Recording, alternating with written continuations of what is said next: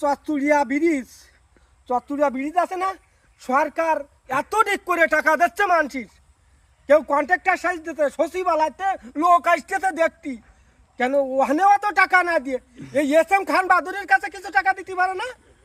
আমি একা একা এই যমুনা সেতু করে যাচ্ছি, এই যমুনা সেতু ঢাকার একা একা বুঝতেছি এই ভিলার, আর ওকে 10 দিন লাগে, একটা ভিলার তুলতে 3 মাস লাগে, 1 বছর লাগে। আর আমার এই ভিলার করতে 1 ঘন্টা সময় লাগছে না এই বাংলাতে। এই যে বাল এই যে বানাচ্ছি, আমার ওদের কষ্ট হচ্ছে না, টাকা খরচ হচ্ছে না, সরকার একটা টাকা এতে দান করতেছে না, নিজের ব্যক্তিগত টাকা দিয়ে আমি বানা দিচ্ছি, শুধু জনগণের জন্যই, শুধু জনগণের জন্যই এই করতেছি আমি। ব্রিজটা কি খারাপ হয়েছে?